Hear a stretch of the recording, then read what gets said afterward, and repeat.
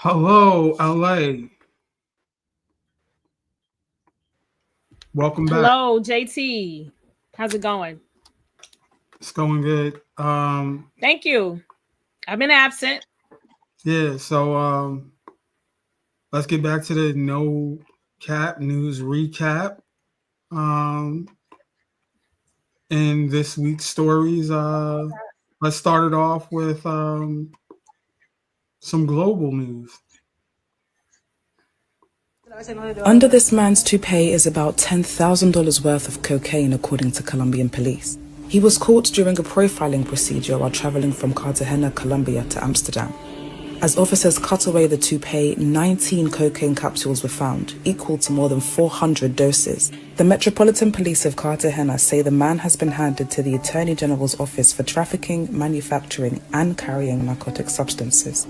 It's unclear whether he has an attorney. Cartagena police say they have seized more than 250 pounds of drugs, including cocaine and marijuana, so far this year.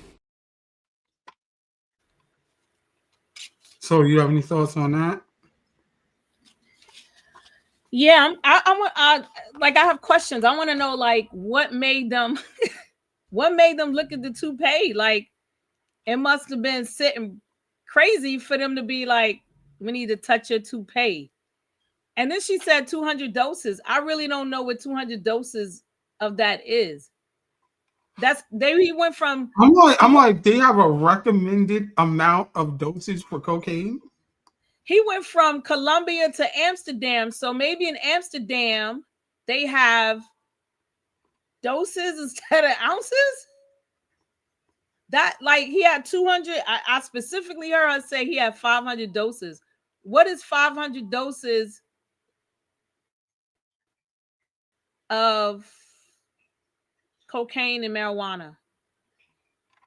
And what made them Is that wanna the you dose, the amount that you take, right? Like this is the highest amount you could take before you overdose or something? Like I don't know.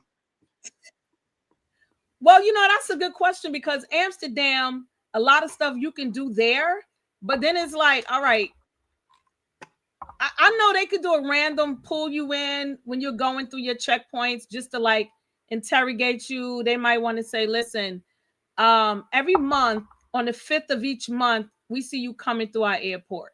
Like, what's your travel? Where you going? What kind of business? And all of that kind of stuff. But what made them want to say, yo, we need to have a talk with you? Was it toupee crooked? I mean, because I wear pieces in my hair, so I know my stuff got to sit right. So it's like, was it toupee? Was it leaning to the side for them to be like, we need to check your hair? Or is that like procedural where they can do a physical search, pat down of your body and also your hair? Maybe they did that. I got questions. Maybe they did like a head shoulder pat down and it was like, wait, hold on, what's that? But Maybe I don't the weight of the drugs was so heavy. Maybe he was like a bobblehead because it was just weighing his head down. He was just all over the place. he he could have looked like he had Parkinson's disease or something like that. He could have looked like he had a medical condition. You know how sometimes people talk. People with like Parkinson's, I believe, or MS that have uncontrollable muscle movements. I'm curious. I got questions, but would you do that if it was? Would you put it in a toupee or would you try another option? Would you wear a toupee to try to travel with drugs, yo? I wouldn't be in that situation at all. I've seen Locked Up Abroad too many times on National Geographics to try to get caught up in something like that, and especially try to tell my methods on a YouTube video.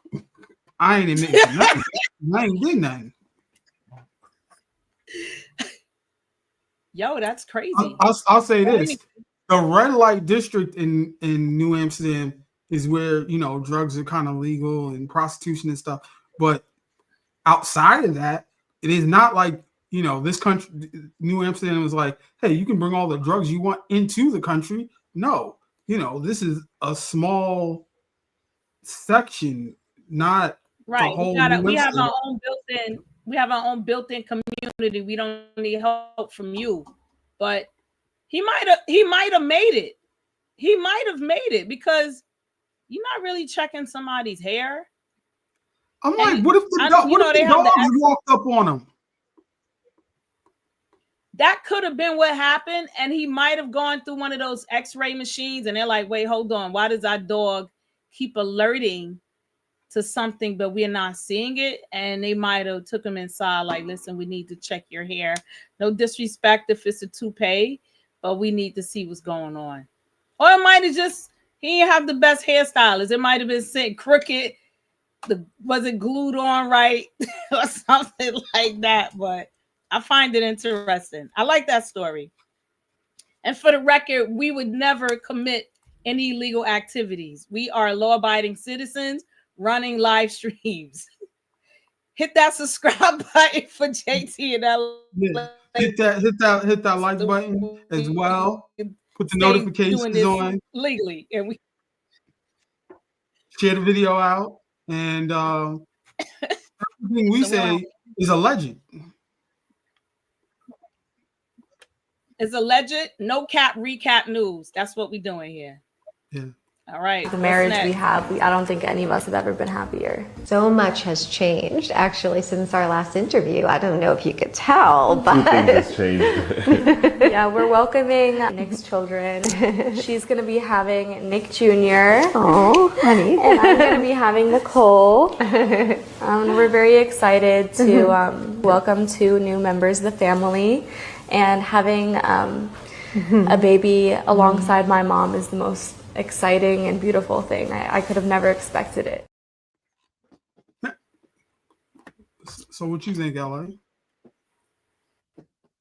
Well, I'm different. So I appreciate the fact that they're all okay with multiple partners. We just can't be related. Like, those children are going to be siblings and siblings. That's mom and daughter. What do you mean siblings and siblings? The mother's child is gonna be the daughter's brother. What are you talking about? Yeah, I'm saying they will be like the kids to each other will be like sibling and aunt, or sibling and uncle, or or sibling and niece, or sibling and nephew. Yeah, not cousins. It's gonna be Uncle Nick Jr., Auntie Nicole, and cousin Nicole and cousin Nick Jr., because they're going to be their siblings and auntie and uncle. Man, that's different. I want to know what the mother was thinking, like she couldn't get somebody else. No, but I'm like, you got to salute to that, like if I had a hat on right now, I would tip my hat. Like, that's player. Like, usually in situations when you hear about this, it's like women that look like they have heavily abused meth and like are missing teeth, and it's like, okay, I can kind of see why, but these look halfway decent people. So they look like they got money. They're gonna provide for the kids. Nobody's gonna be on public assistance. See, my question is, you have a guy who got with the mother to create the daughter, so that's his baby mother, and then that's his daughter, right? So you know how people get with their baby mothers, like they have an issue letting go, but then you're getting with the daughter. Like, where is that guy at? Because you think anybody who has a problem is the father. Well, we know this is part 2. I don't know what the part 1 story is, but who is he dating first? So that's why I got questions. Who was he dating first? Was he dating the mother first, or was he dating the daughter first? Then the mother tried to bust a little cougar move. She hooked him, and then he's like, yo, y'all good with this? Or maybe it started out as affairs. No one knew until he got caught. And then they was like, you know what? Let's sit down. Let's talk about this. Let's come to an agreement. Maybe that's what happened. We don't know, but maybe that's what happened, because I'm trying to figure out, like, Every Who did time Dick and Harry has a reality show right now, this is instant green light at anywhere. Like, why is this not on every week? Yo, it's instant green light, but I'm curious. I have questions. I want to know, how did it start? What did it initially start? Where they was like, yo, we got a proposition for you. We both want to have a kid. We want the kids to have the same father. Are you down? Or was he dealing with one, creeping with the other, then got caught? And then both of them broads was like, I'm not going nowhere. I don't know about you, but I'm not going nowhere. And then they decided to have a resolution conflict moment. I got questions, but But I mean, that takes the term sister wives to a new level. that's mother-daughter. That's motherhood, daughterhood. That's mother. Maybe there's a term for it. Maybe we could come up with it. We can Like, come see, up with mother-daughter. You know, I got mother-daughter. You know how you have a mother-daughter house? Mother-daughter family or something. I don't know. I'm not sure. See, people aspire to be rich so that money can afford them a harem or concubines and stuff like that. But he's doing it on a budget. He looks like he's an average dude. I want to know. He needs to share the game. He needs a TV show, a book deal, a podcast, so he can teach people without the financial means how to finesse this.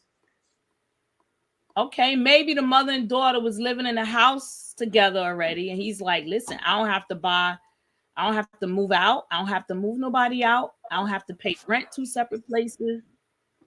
The house might be paid off because the mom is older.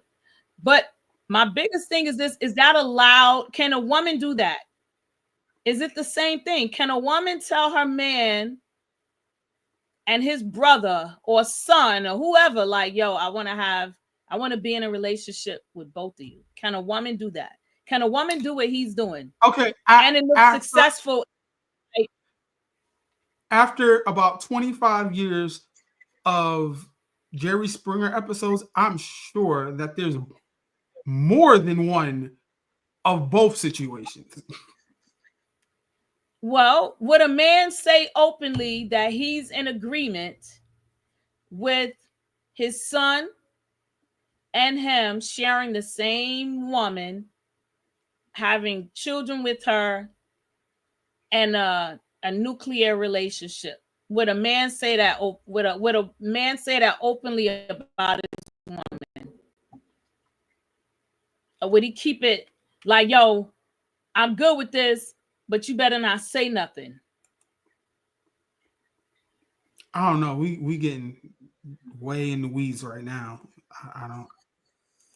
Well, you said that this guy should have a book deal. He should have a podcast. He should have a reality show. Yes, for the man sphere, for the guys. I don't necessarily know how it translates the other way around. I don't have all that information. I bet you don't, because you're a guy. See, a woman would be thinking like, what if I did that? If I did that, how would it look to my friends and family? How would it look in public? But men don't kind of think like that sometimes. Yeah, that's why you're here to speak to that, because I represent for the queens. I'm with it. I just want to know, is the question I want to know is this separate? Like, you know, the mother is in one room, the daughter's in another room, or are they sharing a bed? Is it that's interesting. So somebody in the comments said the mother and baby are siblings, and the babies will be brother and sister to the daughter. It was a family agreement. It had to be a family agreement. We know that, but did it start out that way, or did he get caught cheating? And then it was like, all right, well, what we gonna do? Like, we both love him, and the mother and daughter have a healthy relationship already, and they're like, yo, how bad can this setup be? Let's go for it. Let's do it. Let's rock. I'm with them. I'm with them on this. I don't see a problem with it. I mean, live your life. Be happy. Let me shout out the person who wrote the comment. I am not even going to try to butcher the name, but shout out to N Spicer.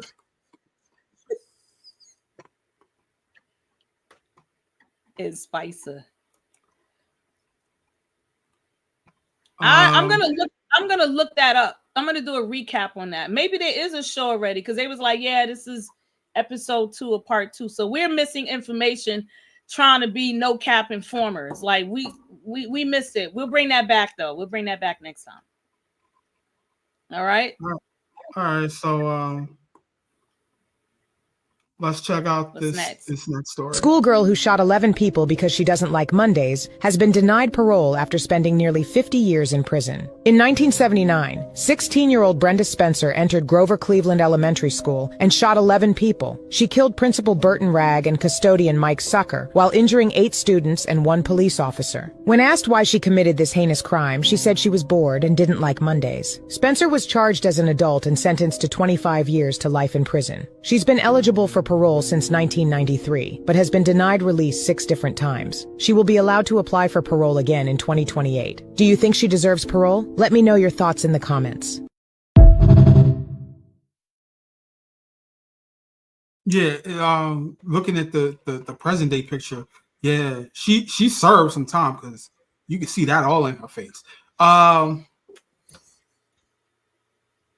I noticed her hair being like reddish orange or whatnot. I'm like, why hasn't she been dubbed like the Garfield killer? Because she has the same color as Garfield, and Garfield hate Mondays. That would be disrespectful to the generations of kids that grew up on Garfield. You cannot do that. Some stuff we just cannot touch. Okay, we're gonna leave Garfield and Peanuts and Spider-Man and Batman and Wonder Woman out of this. Okay. That is more traumatizing than the fact that she hurt somebody. What are you talking about? No, Garfield, nothing. No, the question that should be asked at the parole board meeting is, what is going to be your first meal free? And if she says lasagna, you might need to leave her in there. She could have said, no, lasagna. We still eat lasagna today. She's not that far gone. But no, I'm saying lasagna is Garfield's favorite food. Was it? Yeah.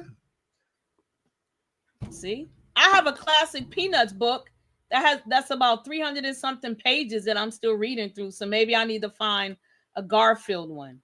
That's crazy. Lasagna. So my question, because I got questions all the time, does she deserve parole? What do you think? I think if you're Christian and you believe in all that the forgiveness stuff, and possibly. I don't know. I didn't hear anything about remorse or, reform, sadness. She's in some sort of program. She taught inmates how to read, and I didn't hear any of that. It's just she asking for parole because she been in there for like 50 years. She should get parole. She should get parole whether she feels remorseful or have regret. Everybody's not going to have regret or remorse for their actions. She could be a little and those people you keep in so that they don't come out and do it again. No, because the ones that sit there and testify that they have remorse and forgiveness and they are reformed, they are no longer institutionalized. They found Allah, Christ, Krishna, Buddha. They still come out and hit another crime again. So it's the question of you're supposed to be able to say, they're using the 12-step method of, you have to admit you have a problem before you could deal with it. So if you're not willing to admit your wrongdoing, how can you go about fixing the problems that precipitated that?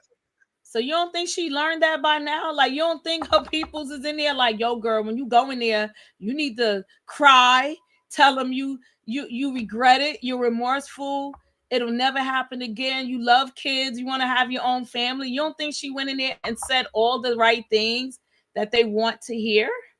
She got denied. She's going back in another 4 years. They didn't say come back next year. They said come back 4 years from now, or 4 years.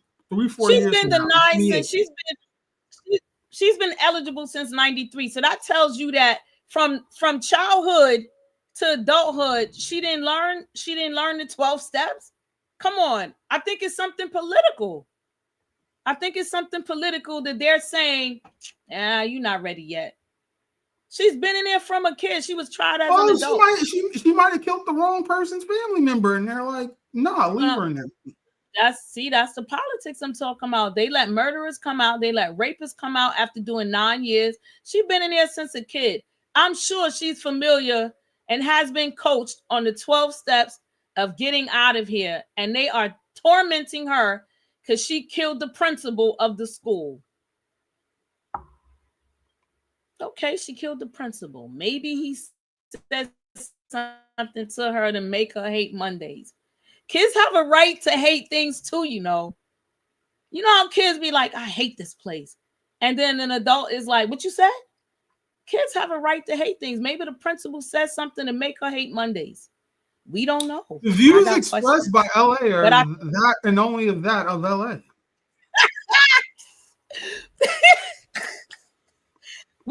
Trust me, we can't get canceled. It's a live stream. We can't get canceled. I just think that she should be let out. From childhood to adulthood, she should be let out. Let it be what it's gonna be.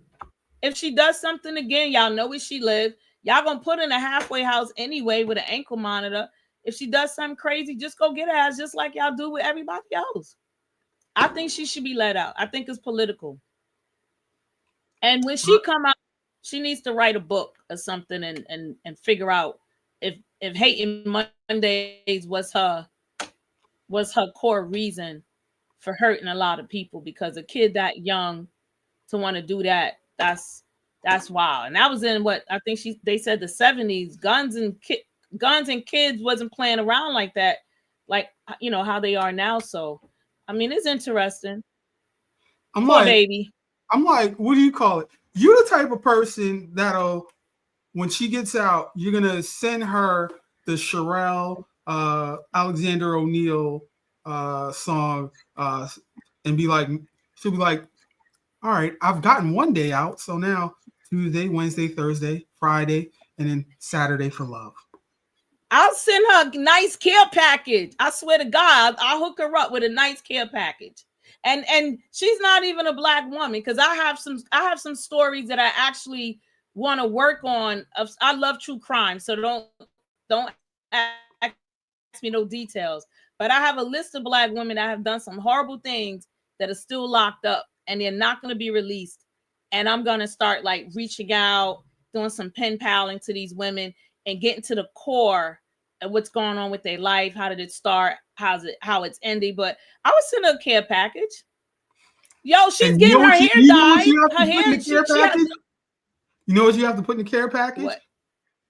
In honor of that show Snapped with women, you gotta send her some ginger snaps because of her hair. See, that's what I'm saying. I'm an alumni of Snap. That's what I'm talking about. See, again, like I said, I'm a fan. I think she should get out. Come on, it was the 70s. Let her live. Let her come out and have a family. You know? You know, you just said you're a fan. I'm a fan of Snapped. I'm a fan of her too. Not for her actions, but the fact that remorse, forgiveness, it's for the person to receive it from you. If you say I have remorse and regret, the person has to receive it from you. You know what I'm saying? Like we have to allow the person. We have to accept it from them. And like I said, she's been in there since a kid. And you know, I'm all about childhood protections and trauma. So she's been traumatized. She's been removed from her family. Let her come out. Let her come out. She's been in there 50 years. She has a whole new family now. Let her come out, man. Let her come out. Let Garfield come out. So, speaking of accepting people into their community, let's get into the next story. These aren't police officers or soldiers. They're business owners, their fathers, their sons, daughters. These are civilians, members of the Lincoln Heights Safety and Watch Program. It's a duty. Okay, let's go. The duty, protecting their neighborhood, the majority black village of Lincoln Heights, Ohio. After neo-Nazis held a rally here last month, carrying rifles, waving swastikas, and hurling racial slurs, just moments before children were let out of school. At the time, law enforcement officials said the neo-Nazis did not break any laws, but an investigation by county prosecutors is ongoing. Weeks later, the KKK came with these flyers. First African-American community above the Mason-Dixon line of Safety and Watch Group spokesperson Durrance Daniels says the police did not do enough, which was more chilling because the town was founded in the 1920s as a safe haven for black residents. Lincoln Heights is our home. If somebody broke into your home, you call the police, and the police says, you know, if they do it again, we haven't broken any law, so we're just going to allow them to break into your home again. What would you do? Are you worried at all that having a potentially armed response could just create more friction, create more danger? I'll answer that by saying I've never felt safer as a black man in my community than I have right now. The mayor of Evendale, which oversees the police force that responded that day, said in a statement to NBC News, "Our emphasis on de-escalation and public safety resulted in the incident's resolution without injuries to any of the persons involved." But residents here say they can't afford to wait. Every day, the Safety and Watch Group escorts children to school and patrols the streets. Why do you all wear masks?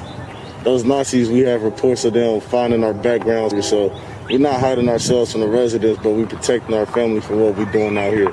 While many locals do support the security group, some, like business owner Eric Ruffin, say they wish the group wasn't needed. We don't want to become what we hate. You know, we don't want to become a group of people that walk around feeling like we have a reason in America to have to protect ourselves. And this community Stand up. Stand up. is not backing down. Morgan Radford, NBC News, Lincoln Heights, Ohio. All right, a little bit of a long clip right there, but your thoughts? Somebody need to turn her mic off. She said KKKK. She said the KKKK. Somebody needs to take her mic from her. That's it's KKK. We all know that. She said KK. I heard everything else. I was tuned in until she said KKKK. That's interesting. They send you out there to do one job, and you say KKKK. She had one assignment. KKKK. But I respect what the security group is doing. She's gonna say, I'm so not racist that I don't even know the what the acronym is. For KKK? She don't know it either. She used 4 Ks instead of 3. She doesn't know it either. And since no, maybe she was thinking about TV's 4K. But since when do neo-Nazis and the swastika and KKK have a emergence? Like, I don't know. I need to go back and watch some civil rights. Movies. There's this thing called January 6th that happened. There's the whole Charlottesville thing. You said January 6th. Yeah, you're right. 36 convictions and no jail time. Yeah, you're right. I remember that. Now, how would you feel in a community like that? What would you tell your children if they were being escorted to school? Because that's almost like what happened with Brown versus Board of Ed, right? These kids had to be escorted to and from school, right?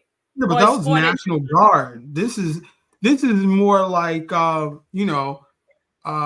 Panther. When they were giving out the lunches and stuff in the morning and stuff.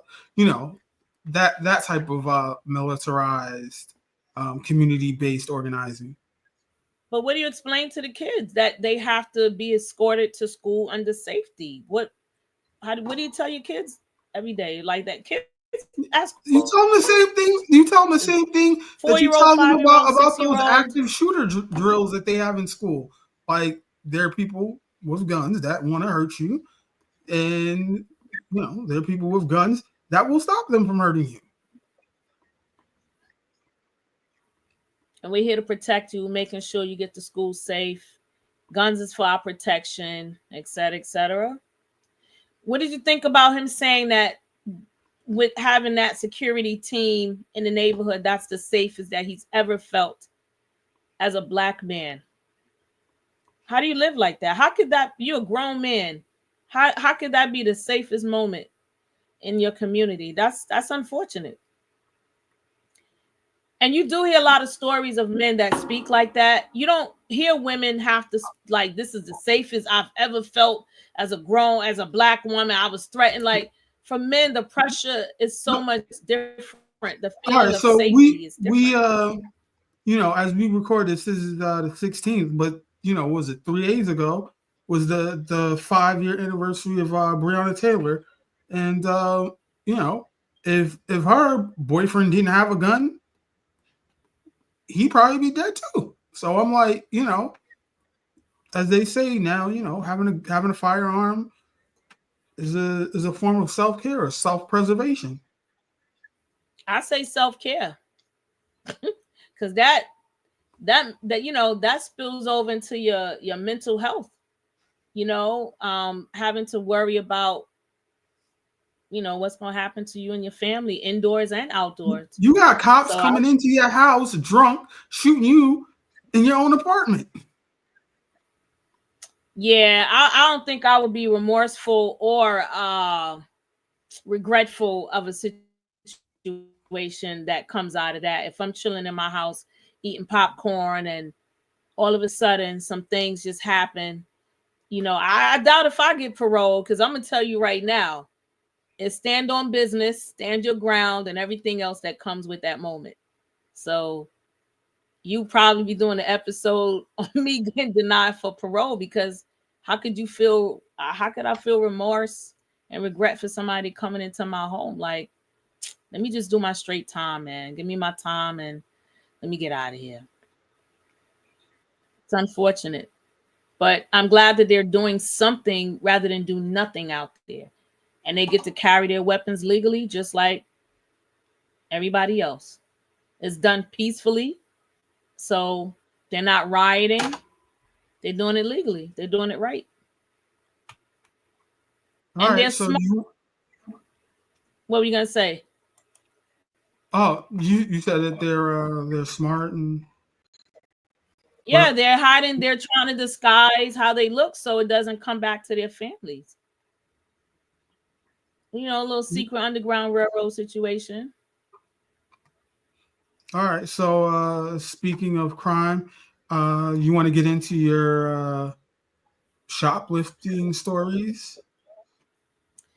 Yeah, I love this. Man, let my purse go, man. Give me a person, man. Give me a person. Give me a person, man. Give me a person, man. Give me a person, man. You can't give me a person, man. Give me a person. Yeah, give me a person. So, obviously, we don't know the whole story. It appears to be that he's trying to shoplift those purses, and he's asking security to give him his purses. He said, "Give me my purses." Don't let Trump watch this video. Because you know how Trump feels about certain things. Right. This guy going after all them purses. Nah, there's gonna be some laws to come from that. What's interesting, that he didn't let the purses go to maybe attack her to get them. So he might have some morals about how he does his thing. If he was trying to shoplift, he didn't leave the store. He had the purses. He said, "Give me my purses." He might have purchased them. We don't know. Give me my purses. He said, "Give me my purses." Keyword "my." That's a ownership kind of thing, right? He might have paid for them. He's like, "Give me my purses, man. Give me my purses." But he couldn't get it out of her grip at all. She was doing her job. That day, she was doing her job. She was overdoing her job that day. And she was like not sweating. And he was under a lot of pressure. But I thought when I first saw the video, I thought he was going to hit her. I thought he was going to let one hand go and just pop her. She drops, and then he's able to grab them and run out. He had so much. Like the security guy in Taco Bell. Right. Like that was a straight knockout fight. Bam. He was like, "Yo, okay, you know what? Boom." He had a level of respect. He had some morale in how he was doing it. He didn't hit her. She was a female. In his mind, he's like, "Come on, man. I don't hit females." I respect that. I just was shocked that he couldn't get those purses out of her grip. And no, I'm not condoning that anybody going to a store and shoplift. Anybody. She could have gotten hurt. She really could have gotten hurt. But she was on her job that day. I hope she didn't get fired. And I hope they continue to give her security assignments. So yeah, don't try that at home. But he had some self-control. He didn't hit her. He was just like, "Give me my purses and let me get up out of here." And no, I'm not saying that she should have let them go either, but I don't think I would have attempted that. Would you have attempted to stop him if he was trying to exit? Would you have attempted to stop him from exiting with the merchandise? Yeah, you got to do like basketball defense where I'm not touching, but I'm blocking. I'm putting out my we call it wingspan, or and I'm stopping you, detaining you, or obstructing you from leaving. But I'm trying to do minimal touching. But he hasn't paid for it, so that's not his purses. So as a worker of the store, you can touch the merchandise. I'm not touching you. I'm not touching something of yours. Touching the merchandise. Right. Well, she did her job, so she earned a higher pay, a better assignment, something in the room with cameras. She ain't got to stand on her feet no more. She earned all of that because she was holding it with two hands, barely moving. I don't know if it was because of her size, because she looked like she was kind of thick. I'm small, so anybody can look bigger than me. But she was like holding her position. She looked like she was breathing good. She looked like she does yoga. And she was just like, not today. You're not getting these purses today. But I thought it was interesting that he did not do anything to hurt her. All right, before you get into the next one, you got a lot of people agreeing. You got Chad agreeing with you right there. For the previous story. Yes, Spicer. Yeah, she's like, let her go. I mean, she did her time. I agree. Come on now. Miss Garfield did her time. Let her out. You have a lot of people that commit. So yeah, it's Team LA, 1 for me, 0 for you. There you go. All right, so let's get into this next story where somebody else wants somebody to be let out of custody. All right. What is y'all doing? What is y'all doing? Guess what I'm doing. Hey, he like a baby to me. Why you? Guess what I'm doing. I don't know what you doing. I just see you snatching him up off the. No. So what? So what's going on then? You're stealing stuff. If he breaks into your house, you steal something. Nah, man. What is that? A bag of chips? So y'all treat me like a whole cold-blooded fucking killer? Keep walking, dude. You don't even know what you're Keep talking walking. about. I know what I just came up and see. I know the fuck I just came up and see. Okay, what did you see? I see y'all snatching him up a bike like you're a fucking grown-ass man. Ain't he saying it wasn't him? Fuck is y'all doing? Crazy. How old is he? 10 years Fuck is y'all talking about, man? That's against the law. Fuck is y'all doing? You cannot put that. What is y'all doing? Take the fucking chips. If he stole some chips, I'll pay for them. I'll pay for them. You don't even know where he lives. High around you. Y'all just throwing him in the fucking car. That's what they do. They come here. What is y'all doing? Leave him alone. No camera. That's all we can do. He a kid. You know how I It's feel called, about it's kids. called Scared Straight. It's called Scared Straight. No.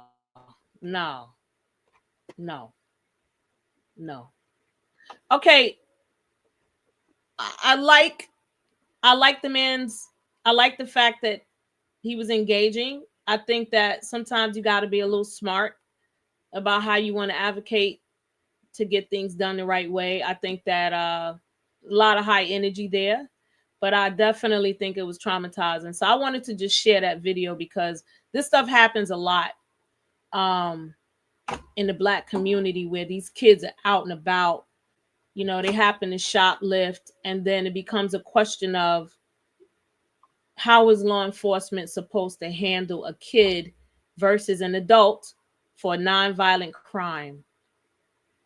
The man suggested that he stole some chips. The man offered to pay for the chips. But do you pay for the chips and let the kid walk?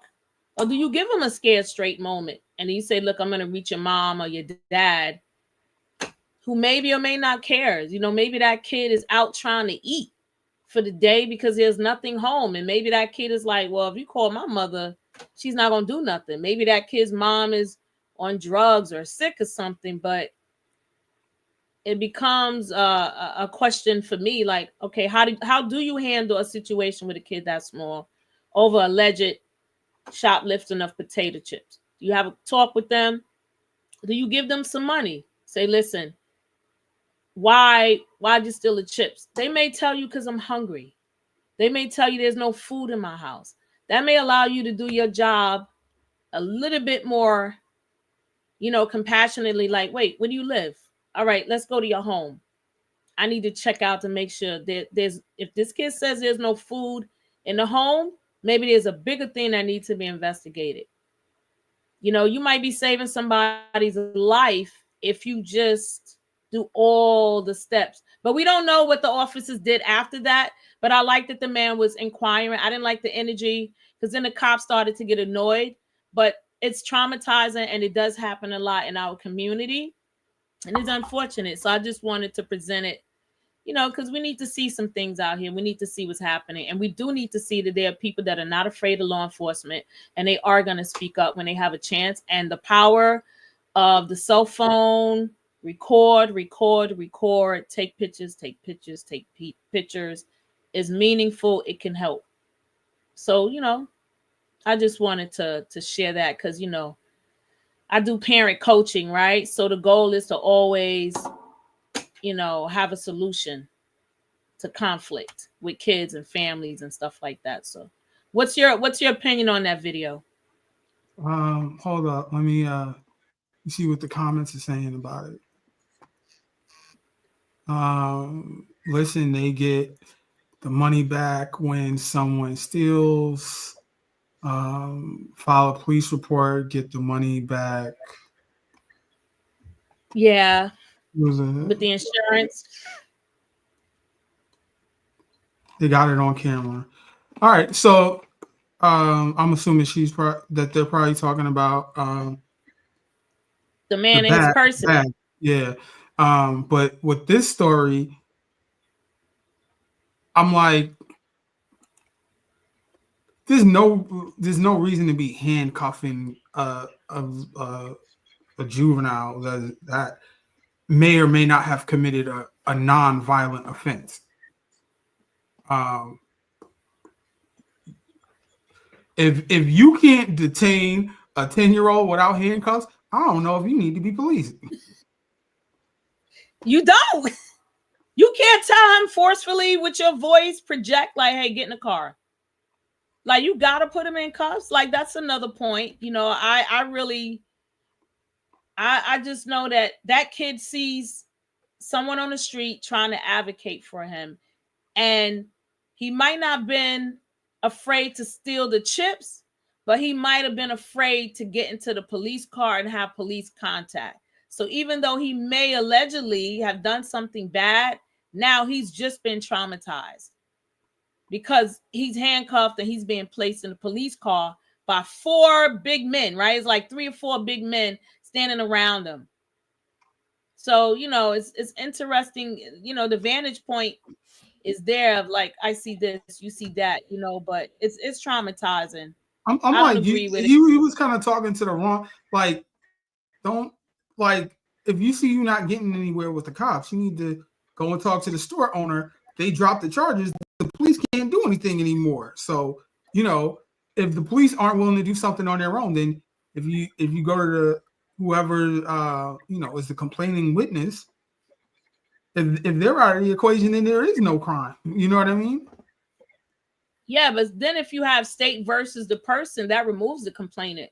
But it's petty larceny. It's a bag of chips, allegedly. Give him a hard talk. Give him a few dollars and say, "Hey, you hungry? All right, I'm gonna take you and your buddies. We're gonna go get y'all something to eat. I don't want to see y'all out here doing it again. If this happens again, it's gonna be different. I'm gonna take you to the station. All right, don't do this again. Here's some money. Y'all go get some food." But the way the cop was talking was like, you don't know. So I'm like, what if that is the second time? What if they did have that conversation before? Well, maybe he's hungry. Maybe something's going on at home that he cannot find food. He can't get food, honestly, because there's nothing in the damn refrigerator. So he got to hit the streets. Maybe that's what it is. But, you know, God bless the man that said something. He was a little, you know, had some high energy, but he still spoke up and he wasn't afraid of the police. And we need that, you know, because that situation could turn deadly, just like with George Floyd. You had so many people speaking up out there and it didn't stop them at all. So this could have been another one of those situations where he kind of put him in check, like, hey, you're being recorded and I'm watching you. They might have done something worse, you know? So with him being there, he might have saved his kid's life. So I like the fact that he wasn't afraid. So speaking of not being afraid of doing things and being daring, I'm going to play this next video, and this is wild.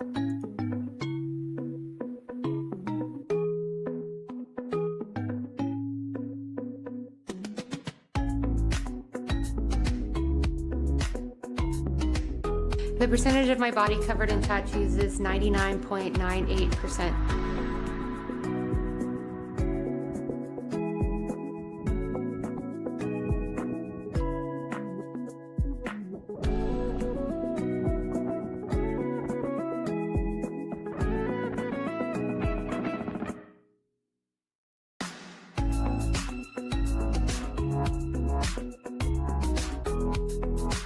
To be the most tattooed woman in the world feels incredibly exciting. I never thought I'd have this honor, and I'm very grateful and excited for the future, and of course I'm not done.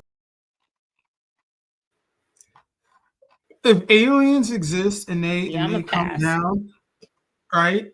Like, please don't let her be the first one that they see. I'm gonna pass. I have tattoos, so I'm not against them, but I would take a pass. She tattooed her eyes. She split her tongue like a snake would, a reptile. I'm gonna pass on that whole setup. I'm at least she has pictures of what she used to look like, but I would definitely pass on all that. Not for no world record, not for nothing. But I thought it was an interesting story that she's 99.something% covered. Now she's younger. I want to know what that 0.2 is. Like what? Like if it was like an area, it was like an area underneath her, like in her rib cage area. It still looked like white in that area. That wasn't and that's finished. the whole 2%. So like the ass cheek, like no, the it can't just be that. It gotta be everywhere. Is like between the bottom of your feet are tattooed. Because they didn't show the bottom of the private feet. areas. Huh? She went all in. They gave her an award. They must have examined her thoroughly. I'm no, like at a certain point, you should get a psychiatric evaluation. Like you've crossed the 50% of your body mark. Now you need to be evaluated. There's nothing left. Literally, like what is it? What is her skin gonna look like when she gets older? Like she's probably taking a lot of collagen. Because what is all of that stuff gonna look like when she gets in her 70s, 80s? No, what is all that ink gonna do? She's not black. So, I mean, I don't really think about that because I have tattoos. So, I don't think about that part. That's why I don't have a lot of tattoos. But I think about the aging process and skin losing its elasticity, and then what my little design is gonna not look like later. So that's why I don't do a lot of those, because it's like, my brain is wired a certain way. So I'm like, nah, I think I'm gonna chill with this. Because what is that gonna look like when she's in her 70s and 80s, man? Oh my God. I don't know. But she got an award. She's been recognized. So she's living her best life right now. Would you do that? Could someone pay you to do that? I don't have any tattoos and don't plan on getting any. So I'm like, that does nothing for me. I'm like, I wouldn't do it if I was being offered money to do that. I wouldn't do it. Because I would think of myself as being in my 70s and 80s, walking around like that. Some things is just not sexy when you get older. It's not sexy anymore.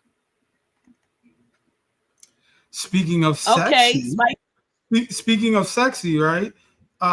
Yeah. A lot of people go to Thailand for sexy times. I don't know about that. I don't know. I don't know personally. I'm just saying that's what I heard on the street. Allegedly. This is what I heard on the street. That's the word on the street. No cap recap. We the no cap recap. Why would I move back to America? My rent $700 a month. My water bill is $3 a month, and my electricity bill is $23 a month. I literally eat for $2. I literally use transportation. I don't have a car. Use transportation for $3. Literally to go 30 minutes away somewhere, bro. Why would I move back to America? I don't have a car note. I don't have a high electricity bill. I don't have a high cell phone bill. My cell phone bill in Thailand is literally $10 a month. Bro, I'm financially free.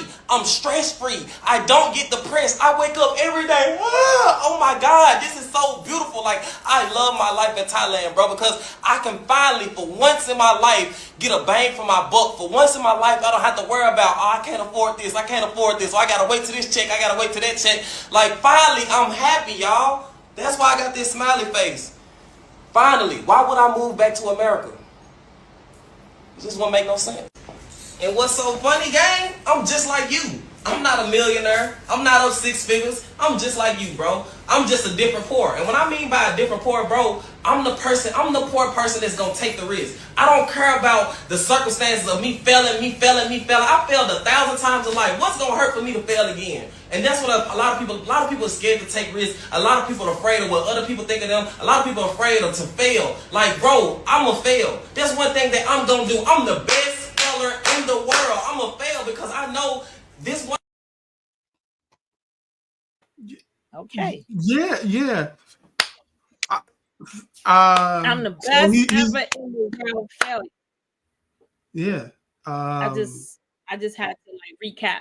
I'm the best. I'm like, he's like, I'm a different kind of poor. I'm like, yeah, because you're sitting, like, I'm sitting on a chair, you're sitting on a chair, he's sitting on the floor. I'm like,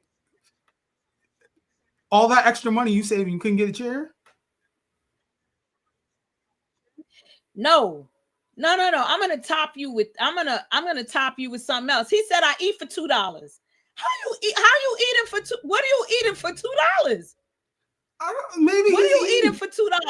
He's eating possum and raccoon and whatever else they shish kebab and whatnot and sell is street meat.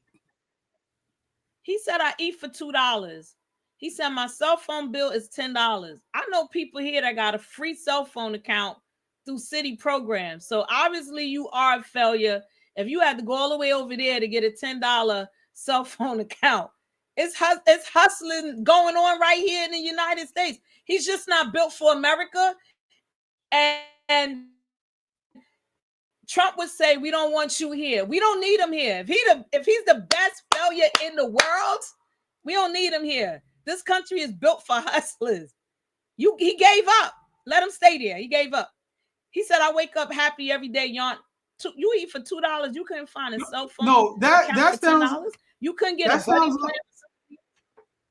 That sounds like straight up Thailand propaganda. Like this is some like instead of come visit us in the south of France or whatever tourist commercials. No, we're gonna get some ghetto influencer to talk about how great Thailand is. We're gonna get the best failure in the world. He said he's the greatest failure, best failure in the world. He fails all the time. And this video was a failure because it don't make me want to move to Thailand at all. And I don't know who the chick was. I don't even know who she was. Who was she? Was she the landlord? I don't know. I got questions. Who was she? Yo, I eat for $2. My cell phone is $10. I think he said his electricity was $30. You don't know how to hustle. He don't know how to hustle. He can stay over there. Would you go to Thailand to live or any other country with that kind of messaging? Would you go and test it out just to see? If it was like maybe Canada, because then I could just jump right back over the border. Good. But I'm not going over an ocean and testing something out. Oh, that's crazy. I was just like, he said it. He was very convinced, but I'm not convinced. He can't sell me with that. I don't even know what language they speak in Thailand.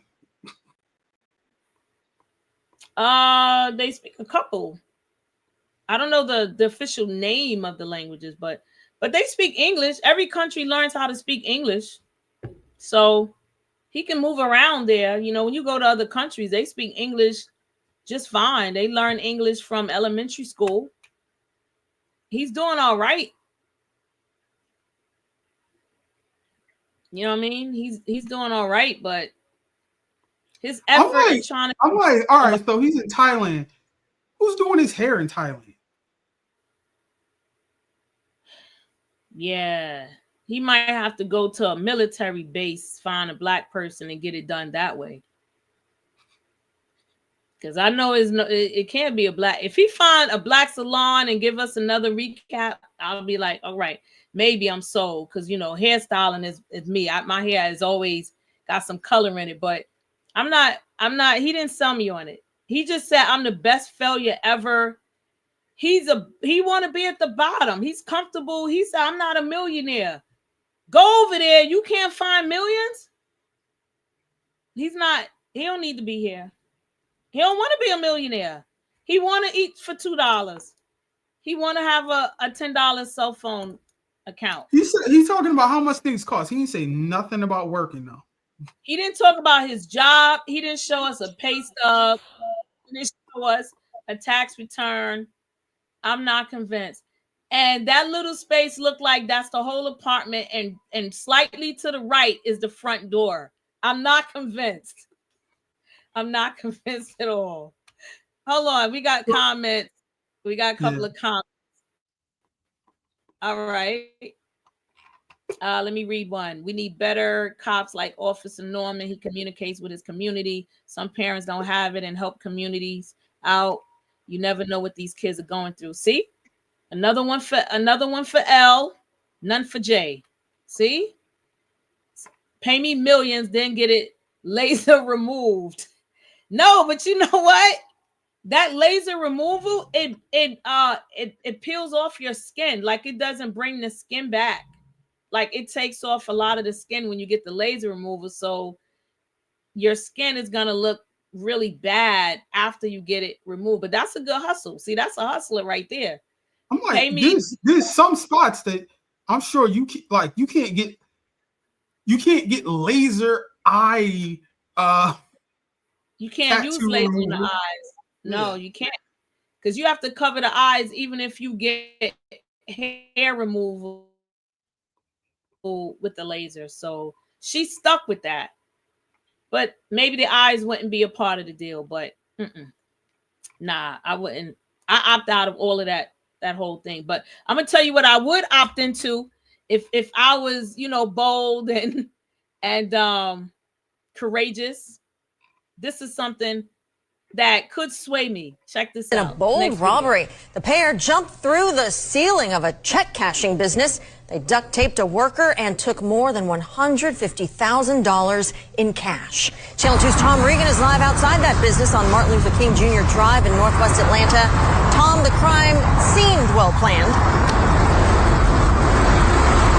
Yeah, Wendy, this is definitely not a spur-of-the-moment crime. Clearly, these guys did their homework, studying the layout of this building, figuring out how they could break through the roof to score a huge payday. Does that shock you, that amount of money getting stolen? That's a lot of money. It is. And they went through the ceiling? Yeah. That's crazy. Fred Stewart. Okay, so after seeing that, they just kept saying they studied, they did their homework. I'm like, this is a great message to, if you want to get to the money, you gotta study, you gotta do your homework. This is something you need to show this news report to all your kids, because this is how you keep them in school, how you keep them on the right track, getting A's and everything. You gotta study, you gotta do your homework. Now, the people that was in the actual working behind, the glass, behind the scenes, they probably thought, man, they got some rats or something up in here.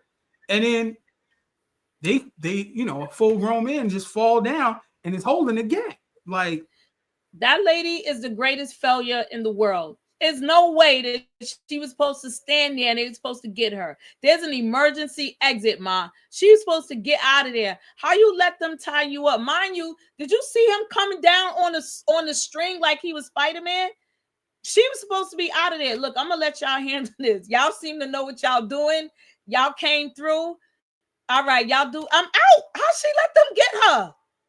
You see something fall. You see him coming down. Like, why are you standing there? She's the greatest failure in the world, like the dude that went to Thailand. Y'all not tying me up. Take the money. I'm out of here. Beep. That button getting pressed. I'm unlocking myself. I'm out of there. I don't know how she let herself get tied up.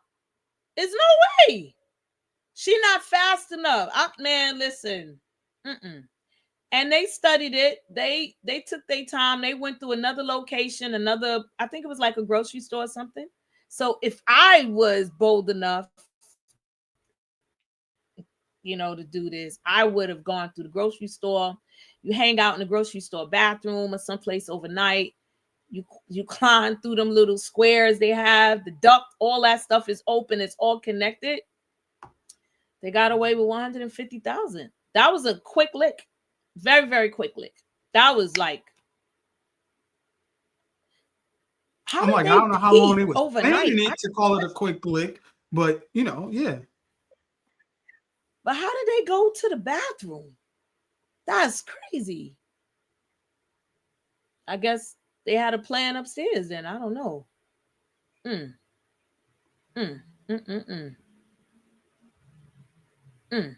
All right, we got a comment about the greatest failure in the world. Spicer says he's a streamer. Okay. So that's him trying to like hype up a situation if he's a streamer. If he's a streamer, then that he's tapped into some other stuff. Stop playing with us, greatest failure of the world, trying to convince people to stop what they doing over here to go over there. Capping. This is a no cap recap show, and he's trying to cap to us. All right. So we are on to the next. What we got next? I know one thing. That lady was supposed to get out of the way. You're not gonna be falling out of a ceiling and getting me. I'm I know there's an emergency exit somewhere. But what's next, JT? No Cat Recap. Subscribe and like. Thanks for checking in with us today. Anybody that's checking in with us, thanks for checking in. Let us know how you feel about us and the show. We talking too much. Don't forget to share this out. All right, let's go to. What you got next? Let's go to Zendaya. Let's switch it up. So Zendaya becomes the highest. Okay. Zendaya becomes the highest paid Black actress in TV history, earning $1 million per episode for season 3 of Euphoria. It took her it took what 25 years for her to get the same type of money that they was getting on Friends. 30 years to get the same type of money that they was getting on Seinfeld. Yeah. Season 3. It took 3 seasons. Well, 2. It took 2 seasons. This is getting paid on it. It took 20-something years of her perfecting her acting, because nobody's gonna pay you for trash acting. Okay. There's a lot of actors out here that's not that great. And then she got to season 3. $1 million per episode.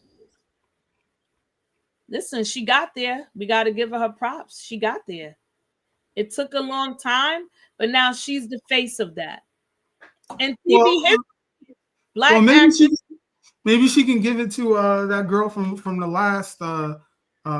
Give some of that to the girl from the last episode or whatever we did, and she can lobby to get her passport changed. Oh, the one that with the pronouns. Yeah, wasn't she on? They said she was on Euphoria too, right? Yeah, but we don't care about her because right now we elevate in Blackness right now. So it took her a long time to get to this, but she hit the mark. We celebrate her and we put it out there, and that's what we're doing on the No Cat Recap. Congratulations to Zendaya, $1 million an episode, highest paid Black actress in TV history, and her reputation and image is very clean. She didn't have to do it for nothing sloppy, whorish, or anything. Her reputation is very clean. She does good movies. It makes sense. Yeah. Yeah. So that's March is Women's Month. So there you go. You got your women's accomplishment for this episode. There's one for us. There's one for us. And, all right. Yep, I'm listening. So let's get into this local story.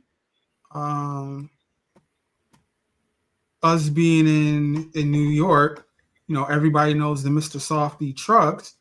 They have now opened up a storefront. But why got to be in Long Island though?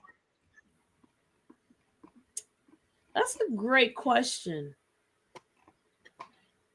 Do you still chase down the Mr. Softy truck when it comes around your way? No, I do. I don't chase it anymore. I do. What's the fun? You're not fun. You corny. You're not fun. I'm gonna trample on 6 and 7 year olds to try to get to the Hell yeah! Hell yeah! Excuse me. I'll fight kids. Hell yeah! I'm an advocate for kids, but when it comes to what's the fun? There's fun in that. What's the fun in letting a kid get ahead of you for an ice cream cone with sprinkles, and then they get the last sprinkles, and the only thing you got is a vanilla cone or a chocolate cone with no sprinkles? I tackle a kid for a Mr. Softy.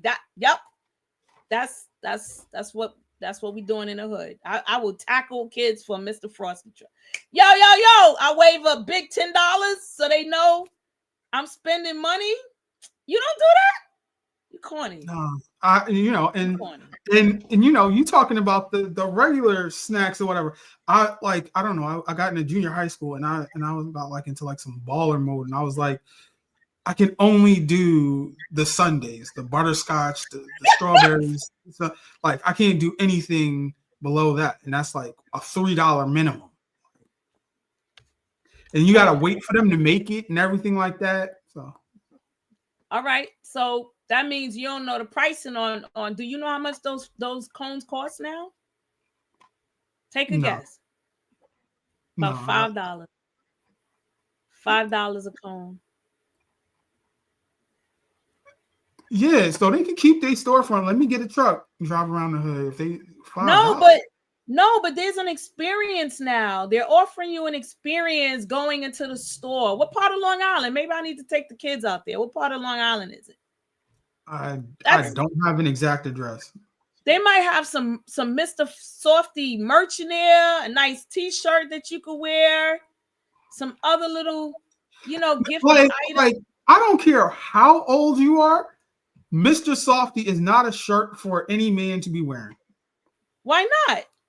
I got a cousin who wears a Spider-Man T-shirt. He says he gives him a Spider-Man. No, listen to what I just said.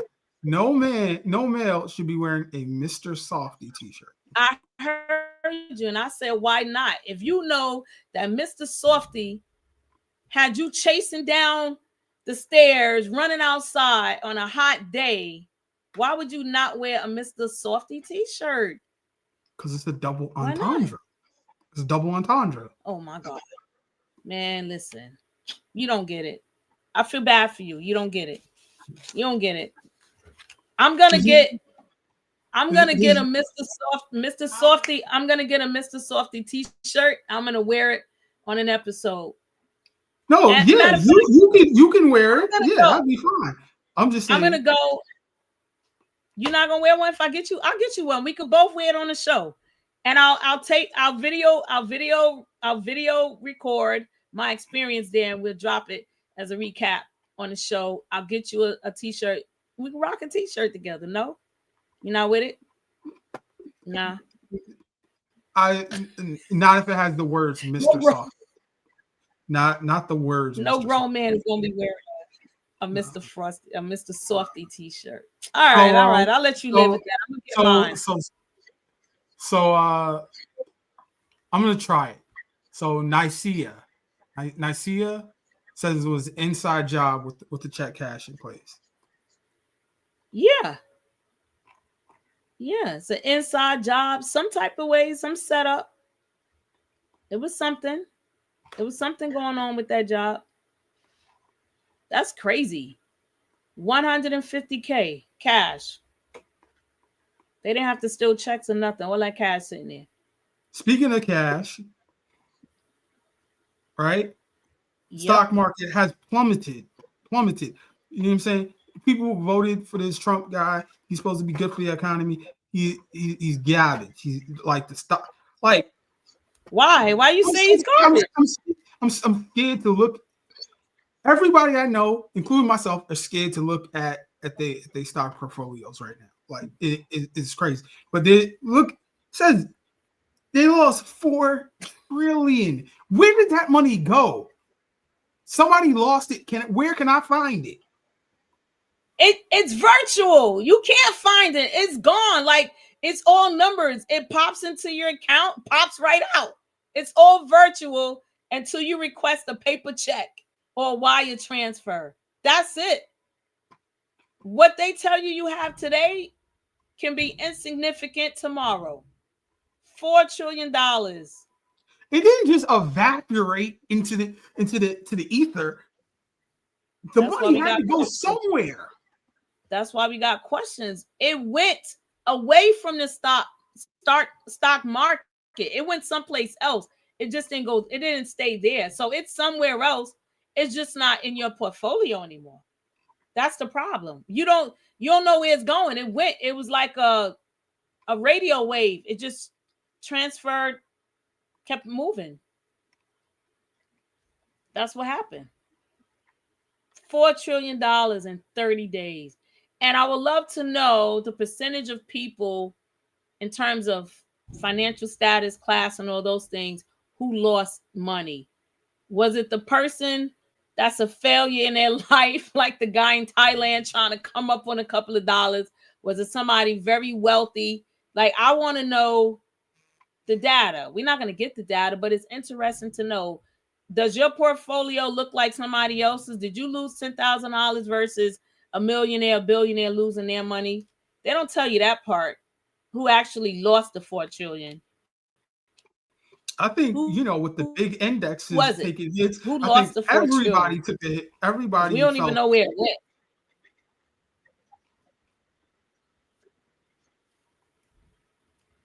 I don't even check anything. I just act like it don't exist until the day that I need it.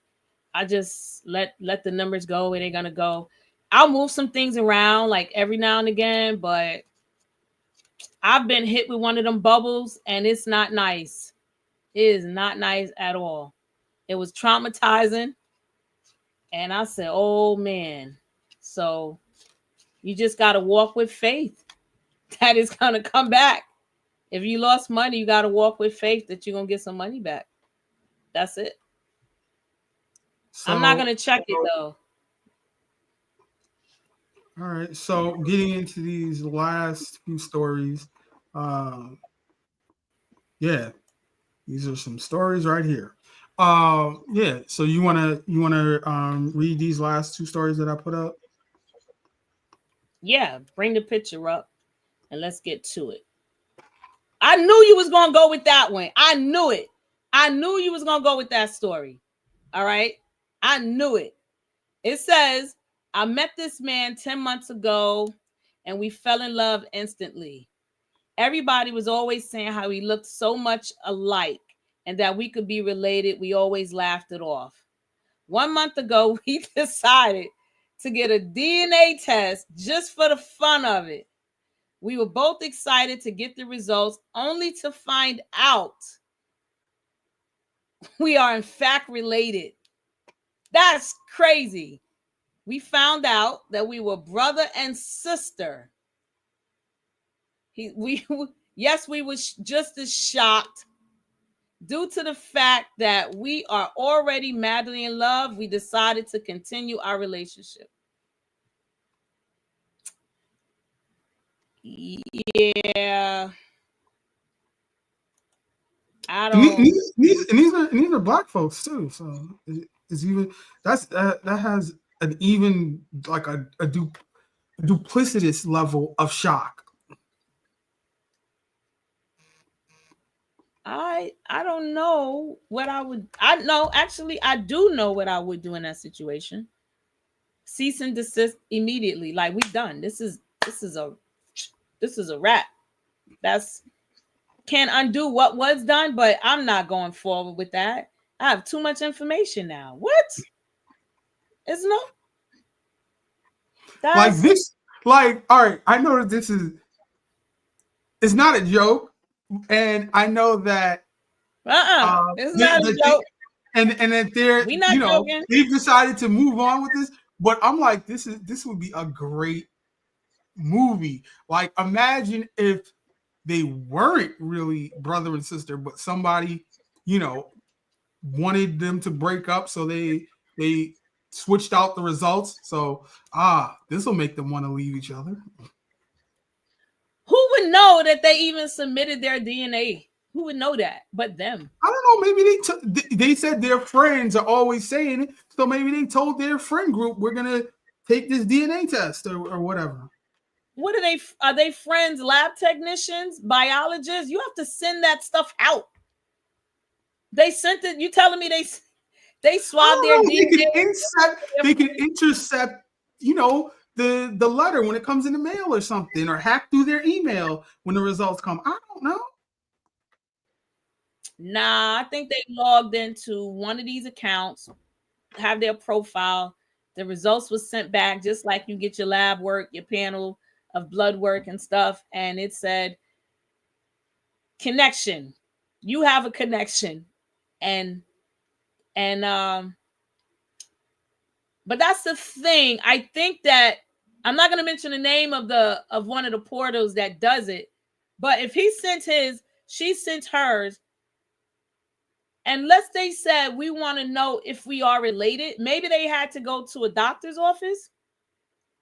We're here because we want to know, but they said they did it for fun. They weren't seeking to know if they were related, right? They did it for fun. So they See, sent I think people in their friend group said, "We hey, dare you." Yeah, and they said, "All right, we're gonna do it." And you know, they found out a little more than they wanted to find out. Yeah, but you know what? I noticed when you see couples, some couples look very close to one another because you're looking at yourself. If that person has features that you're used to looking at with yourself every day, all day, you may find it attractive. There's a documentary out about a doctor that fathered over 1,000 children. Some of those children would be like in vitro or whatever, and he was using his own sperm. And those children were living in the same communities, looked like each other, and had very friendly connections with each other, became friends because they say there's some scientific DNA connection with your sibling. And one pair were actually dating. A brother and sister were actually dating. So it's possible that when they are around people, there's some kind of energy there. I don't see that they look so much alike.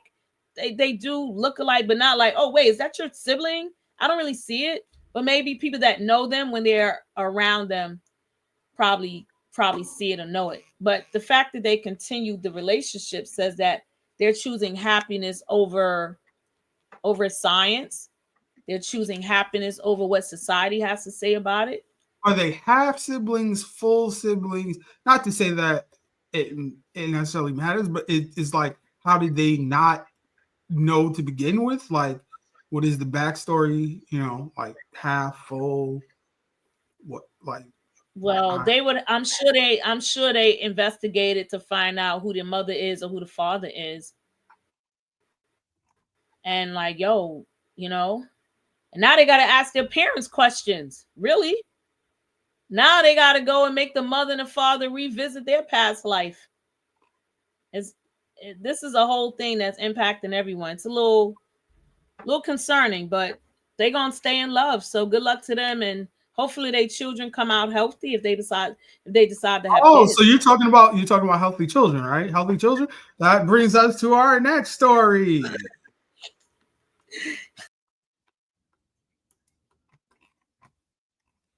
Do you have the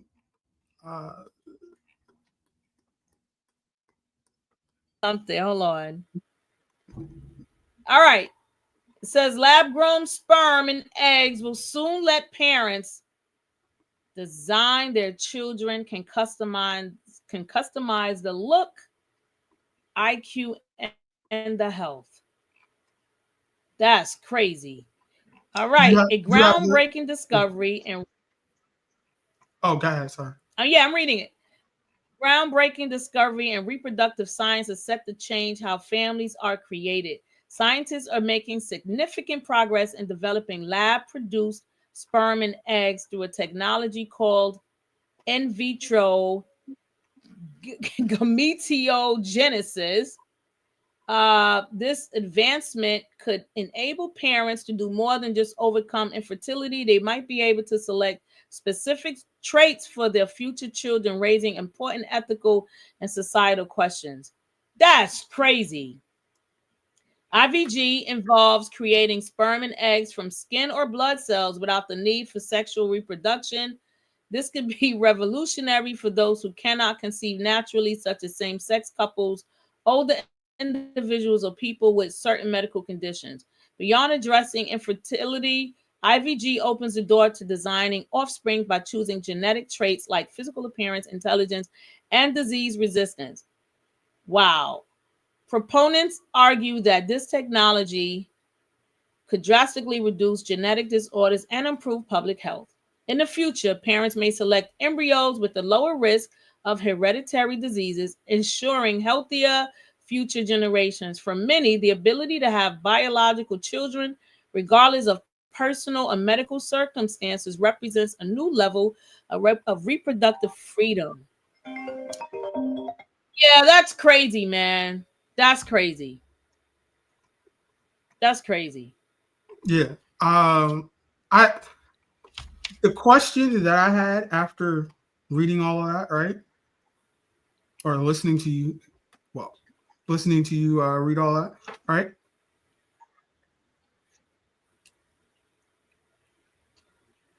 You can create, sperm and an egg from skin or blood, right? So I could be I can have a child and not have to worry about, child support. No, I could be my child, right? I knew you was going to say it. I could be the parent, So I'm like, is that incest or is that cloning? Cloning. It's cloning. It's coming from you. If you're a male, you can't produce. A clone is a copy. If I'm cherry picking certain things like genetic disorders, defects, all that, I'm taking all of that out, right? It's not a copy anymore. So is that under the purview of incest then? Because it's a totally new offspring. No, that's a new human being. That's a new species. That's a new species altogether. Because you're taking out certain things and replacing it with something that comes from somewhere else. If I have blue eyes, I can't give my kid brown eyes. So where the brown eye is going to come from? It's going to come from somebody else's cells. No, there's recessive and dominant genes. I'm like, if you... Like there's certain abnormalities, deformities, stuff like that. If I don't know all the DNA code, but like if something zigs instead of zags, all you have to do is rewrite the code to go the other direction. Absolutely.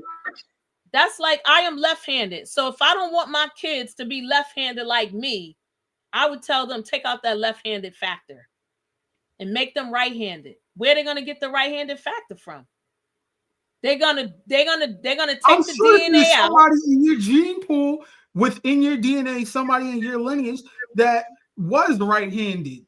You know what I mean? Like even if you had a kid now, I'm sure the kid could be right-handed just as much. Yeah, because I have left-handed from my dad, but I have my mom is right-handed, so I also have a DNA. So they have to find that right-handed DNA that I possess and make that prominent.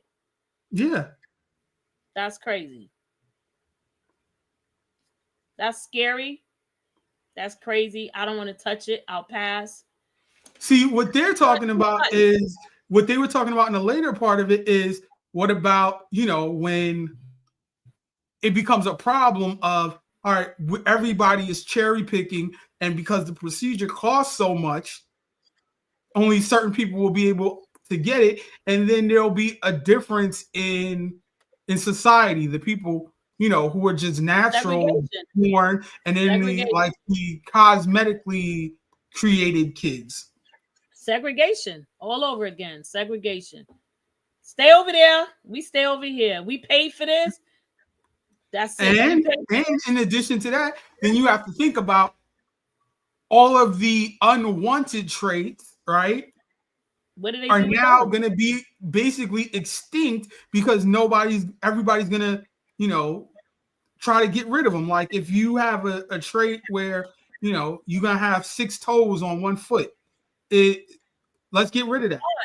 It's gone. Or people with 5 fingers. 6 fingers. Gone. No more of that. Or someone with a gap between their teeth. No more of that. It's gone. Don't say that. You got Michael Strahan, hiding under a desk right now. Listen, I'm hiding under a desk right now. I am left-handed. I have a gap between my teeth. this has been questioned all my life. So I've always felt like when you're different, people, I want to examine why you're different instead of just accepting that you're different. I've always been different. So this here, I'm not a fan of it, because now we tampering with what's naturally should be. Some things you let go, but nobody wants an ugly baby. Nobody wants a deformed baby. Nobody wants a stupid baby. Right? So now if you can have a baby with a high IQ that looks good and has all healthy features, all their limbs, no crippleness, not missing an eyeball, your child isn't deaf, you get rid of the deaf. Now you don't have to worry about your child being deaf or your child having cerebral palsy. Now there's no more wheelchairs. We're trying to create a perfect world. That's for people who can afford it. The other people who can't will still have those, and they will be an even bigger disparity between, you know, the minority and the majority. And there will be a border as long as Mexico dividing the two, because no one's going to spend top dollar for that to be integrating with somebody that have defects. It's crazy. I hope I'm dead by then. Well, you know, if you got a defect, you know, everybody got a fetish. So, you know, you might cross that border, you know, to get your thrills off, your frills or whatever you want to call it. It might be a demand for the normal and defective. They're gonna miss us. They're gonna miss the left-handed people. I'm telling you, left-handed people are smart. Left-handed people got pretty handwriting. They're gonna miss it. They're gonna miss the left-handed people. They're gonna miss somebody who's autistic that can't speak but could play an instrument. They're gonna miss all of that. It's gonna be so boring on the other side. Let them have it. I'm not a fan of this, but I hope that I'm not around to see this kind of stuff. This stuff here, it's not. I'm a fan of it with, you know, like same thing with AI. Everybody's scared of AI, but, you know, people want to have guardrails and safeguards for it. I'm like, do the same thing with this. It's here now. What are you going to do? You either going to, I mean, there's always going to be a thin line between this and that. So what's going to be the thin line between this lab-grown sperm and egg is like the thin line between lab-grown diamonds that cost you more than an actual diamond. No, but you lab-grown diamonds cost more. Yeah, but that's like a luxury. People. This is a luxury. What we talking people about? Act like kids are you know, are some like a right or a liberty. And I'm like, yeah. That's you get a huge right, so basically, all right. So as a taxpayer, if you don't have kids, you still have to pay into the school system and all of that, like pay for other kids or whatever. So now you're saying tax dollars will now be given for genetically engineered children. Yes. And if you have kids, you get a bigger tax refund than if you don't have kids. That's not fair. There is not, but yo, this is a capitalist country. This country doesn't have anything to do with what I'm saying is that this new technology is a new door to make revenue. Bottom line, create it. If you create it in this country, it will make revenue. This country is uncontrolled. All right, so basically, what you're saying is that the eye doctors, the ear, nose, and throat, all of these doctors are going to be out of business because hey, ain't nobody got anything wrong with them anymore. There will be a new way. The same way this is created, there's going to be a new way of approaching this. That's it. They're not telling you what can go wrong with this. They're making this, you know, this is very colorful and pretty. They're saying, yeah, you can get whatever you want. Yeah, if you have the money, you can pay for it. So like they're not telling you. Like they say that they have like the breast cancer gene. Wouldn't you want to take that out of the equation for your kid? Like, all right, I'm not going to pass you down the breast cancer gene. I'm saying to you that I would have to think about what is naturally supposed to occur in the world, and just think about nature and life and human life and what that really means to each person, right? I feel differently about it. But if I had the money and I can say, well, my kids can live for a longer time without breast cancer, I might say, yo, here, take the money. I want my kid to not have that gene. And I can't pick and choose. I can't say, well, it's all right for my kid to be left-handed, but I don't want them to have that gene. You know what I mean? So it's whatever that new thing is, there's going to be a new business model to address that. So whatever gets created, AI, anything else, there's going to be an alternative to making money. It's going to be an answer. There's always an answer to everything that happens. When social media came out, everybody was afraid of it. When digital cameras came out, everybody was afraid of it. There's going to be a new medium to address this new sperm and egg thing. You won't even have to have sex with somebody anymore if you don't want to. No, I'm busy. Talk to you later. I got myself pregnant. I'm good. See, now this is the legal or the philosophical mind that I have, right? So now you know how you got women that don't want to work, just like men don't want to work, right? But women have this whole maternity leave, pregnancy thing, right? Men don't have that, so to say, right? So can you just continuously get pregnant? They have it. You continuously get pregnant and then just like give up the kid for adoption and be like, oh, well, I don't even need a significant other. I just need the money to get pregnant, and then I go off on maternity leave, have the baby, and come back and do it again.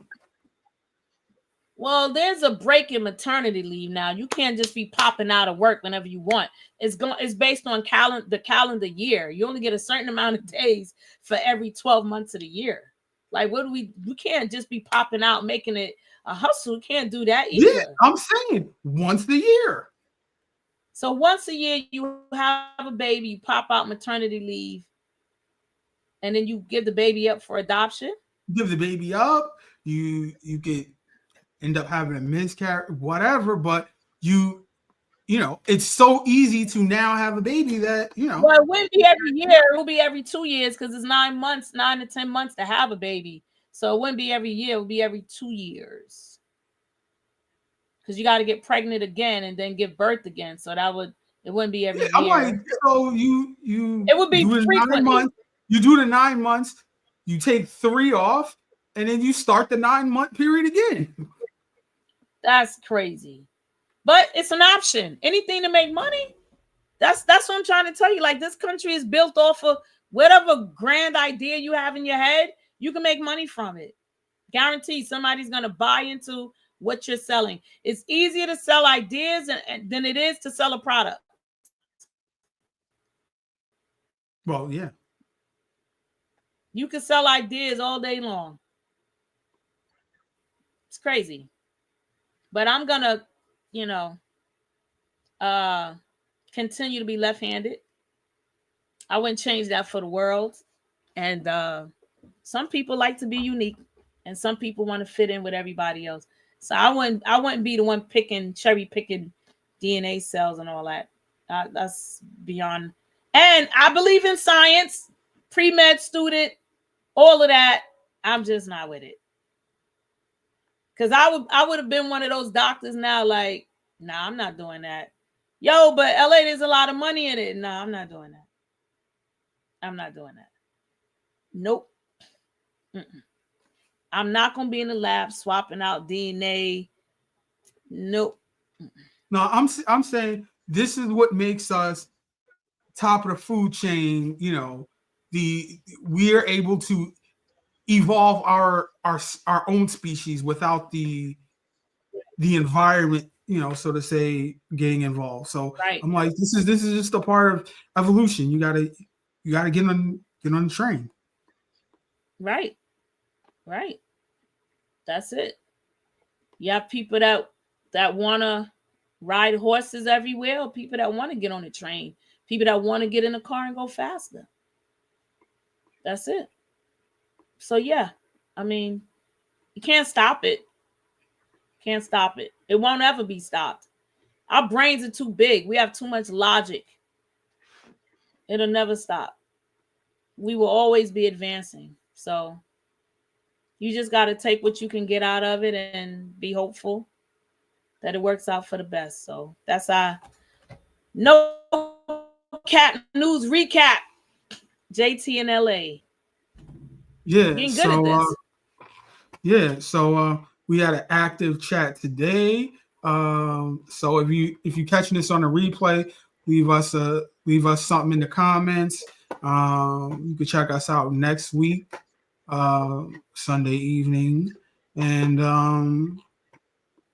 anything in closing, LA? Thanks for checking in with us. JT, thanks for having me. Subscribe, like, share. Send us a comment. Let us know what you like, don't like about the show. We try to entertain, inform, and give you the no cap recaps. This news is no cap recap news. We didn't make it up. The story's there. So let's keep it going. Yeah. Oh, if y'all want to hit us with the Cash App is there. I can use a couple of dollars in my Cash App. I don't mind. JT, I know you can use a couple of dollars in your Cash App. My Cash App is there. JT, where's your Cash App? So yeah, if y'all want to donate to the cause, let us know. Support the movement. Yeah. Support us. If you want to be a sponsor, we'll shout you out every 5 minutes. You want us to shout out what you got going on as well? We do some partnerships with businesses. We got it all here. We know what? You give us a donation. Every story will be brought to you by you.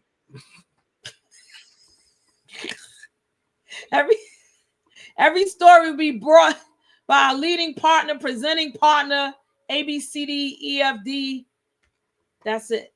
So yeah, check us out. Let us know what you like. We here, No Cap Recap with JT in LA. So put your notifications on so you can tap in with us live in the chat, like Nicia Spicer did. Shout out to you. And we'll catch you next week. Peace out.